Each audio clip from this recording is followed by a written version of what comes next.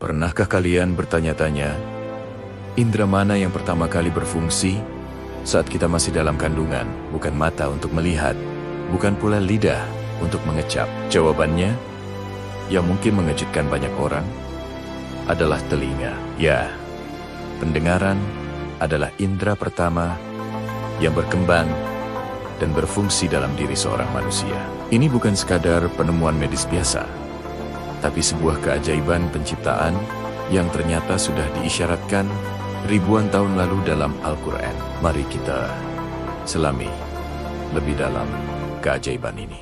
Kajian embriologi modern mengungkapkan fakta yang luar biasa. Sekitar minggu ke-18 kehamilan, struktur telinga, bagian dalam dan tengah sudah cukup berkembang untuk menangkap suara. Dan pada minggu ke-24, janin sudah bisa merespons suara dari luar rahim, detak jantung ibu, suara ayahnya, musik. Semuanya mulai membentuk dunia auditori pertama bagi sang bayi. Sebaliknya, mata baru akan terbuka dan mulai berfungsi jauh setelahnya. Bahkan, setelah lahir pun penglihatan bayi masih buram dan terus berkembang. Sekarang, mari kita buka lembaran Al-Quran. Lebih dari 14 abad yang lalu, saat ilmu embriologi belum terbayangkan, Al-Quran secara konsisten menempatkan kata pendengaran atau as-sam'a sebelum penglihatan atau al-absyar. Pola ini tidak hanya muncul sekali, di banyak ayat lain urutannya selalu sama.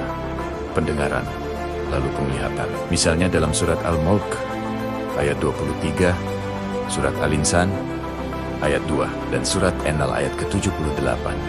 Dan Allah mengeluarkan kamu dari perut ibumu dalam keadaan tidak mengetahui sesuatu pun. Dan Dia memberi kamu pendengaran, penglihatan dan hati, agar kamu bersyukur.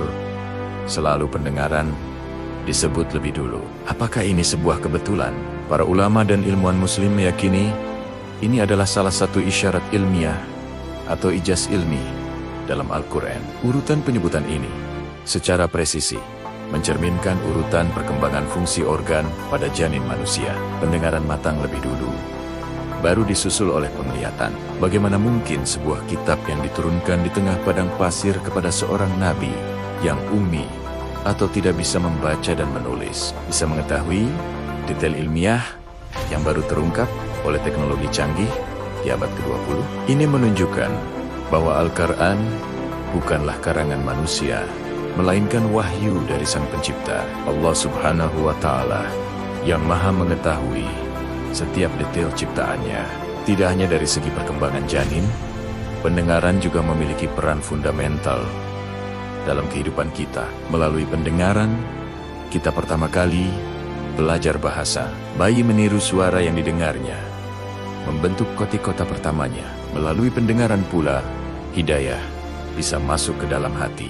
Betapa banyak kisah orang yang tersentuh dan memeluk Islam hanya karena mendengar lantunan ayat suci Al-Quran. Pendengaran adalah gerbang utama menuju ilmu dan pemahaman. Bahkan saat kita tidur, telinga kita tetap waspada. Mungkin penglihatan kita tertutup, indera peraba kita istirahat, tapi pendengaran tetap siaga.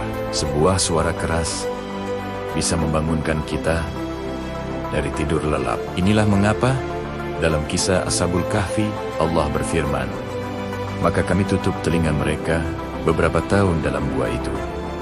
QS Al-Kahf 11. Para mufasir menjelaskan bahwa menutup telinga adalah kiasan untuk membuat mereka tertidur sangat lelap, di mana fungsi pendengaran mereka dinonaktifkan oleh Allah sehingga tidak ada suara apapun yang bisa membangunkan mereka selama ratusan tahun. Ini sekali lagi menyoroti betapa krusialnya fungsi pendengaran.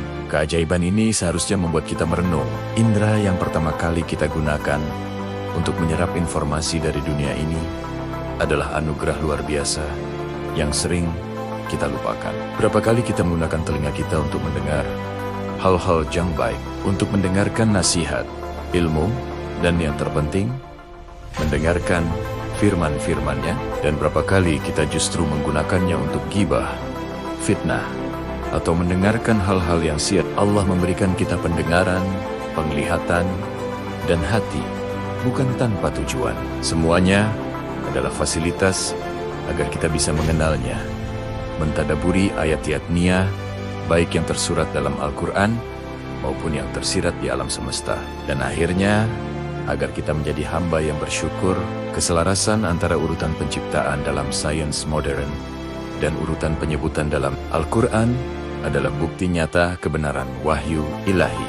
Jadi, setiap kali kita mendengar suara azan, mendengar lantunan ayat suci, atau bahkan sekadar mendengar suara orang yang kita cintai, mari kita ingat, indera ini adalah yang pertama kali Allah fungsikan dalam diri kita, sebuah gerbang ilmu dan hidayah. Semoga kita bisa senantiasa menggunakannya di jalan yang Allah ridhai, sebagai wujud syukur atas nikmat-Nia yang tak terhingga.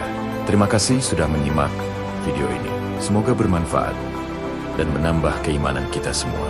Jika kalian suka dengan konten seperti ini, jangan lupa untuk subscribe, like, dan bagikan ke teman-teman kalian agar manfaatnya semakin luas. Sampai jumpa di video berikutnya.